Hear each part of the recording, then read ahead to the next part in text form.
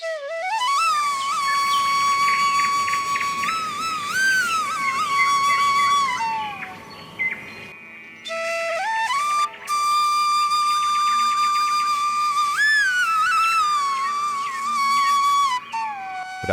এক ছোট্ট গ্রাম, কাঁঠাল বাগান। সেখানে থাকত মালতী তার ছোট্ট পরিবারের সাথে। সে ছিল সাধারণ গ্রাম্য একটা মেয়ে।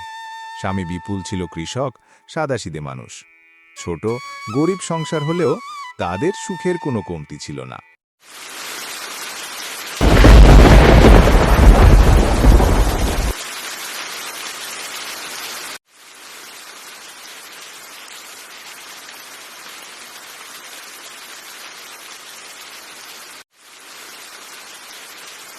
এই বৃষ্টিতে জমিতে গিয়ে কাজ করতে ভীষণ কষ্ট হয় গো বউ। শরীরটাও ভালো লাগছে না। যা বৃষ্টি হচ্ছে, ফসল না কাটলে যে সব ডুবে যাবে।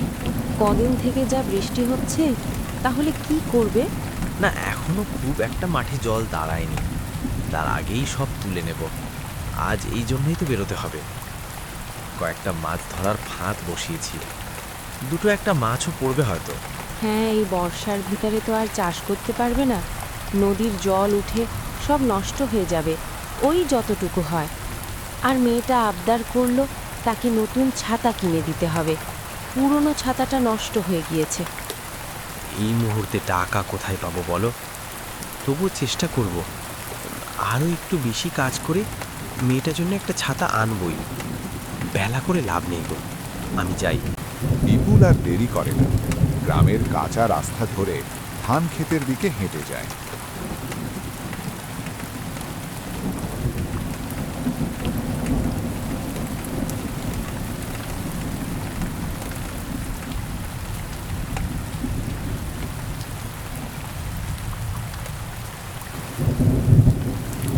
বাড়ি ফেরার সময় তার দেখা হয় গ্রামের জমিদারের সাথে। কিরে, কটা মাছ পেলি? ওই তো 200 গ্রাম মতো চিংড়ি আছে বাপু। আমাদের বাড়িতে দিয়ে আসিস। বউ বলছিল লাউ চিংড়ি খাবে, যা দাম হবে আমি দিয়ে দেবো, চিন্তা। এই কথা শুনে বিপুলের মুখে হাসি ফুটে ওঠে। একেবারে সব মাছগুলো বিক্রি হয়ে যাবে। সে হাসি মুখে মাছগুলো জমিদার বাড়ি দিতে চায়। বিপুল তখন গ্রামের কাঁচা রাস্তা ধরে খুশি মনে জমিদার বাড়ির দিকে রওনা দেয়। কিছুক্ষণ হাঁটার পর সে জমিদার বাড়িতে পৌঁছে যায়। সেখানে গিয়ে দেখে জমিদারের বউ উঠোনে দাঁড়িয়ে আছে। বিপুল সম্মান দিয়ে তার হাতে মাছের ব্যাগ তুলে দেয়। কথা শেষ করে আবার নিজের বাড়ির পথে রওনা দেয় বিপুল। মনে তখন একটাই আশা, আজ রাতে পরিবারটা একটু ভালোভাবে খেতে পারবে। রাস্তায় যেতে যেতে হঠাৎ বিপুলের সঙ্গে দেখা হয়ে যায় জমিদারের। কিরে বিপুল, মাছ ঠিকমতো দিলি তো? জি বাপু, বাড়িতে দিয়েই আসছি। জমিদার তখন পকেট থেকে টাকা বের করে। এই নে তোর মাছের টাকা। তারপর হালকা হাসি দিয়ে আরও কিছু টাকা বাড়িয়ে দেয়। এইটা রাখ, ঘরে কাজে লাগবে। বিপুল একটু অবাক হয়ে যায়, চোখে মুখে খুশির ছাপ ফুটে ওঠে। আল্লাহ আপনার ভালো করুক বাপু। আজকের দিনটা যেন তার জন্য একটু আলোর মতো হয়ে ওঠে। বিপুল খুশি মনে মেয়ের জন্য একটা ছাতা আর ভালো চিংড়ি মাছ নিয়ে বাড়ির পথে রওনা দেয়।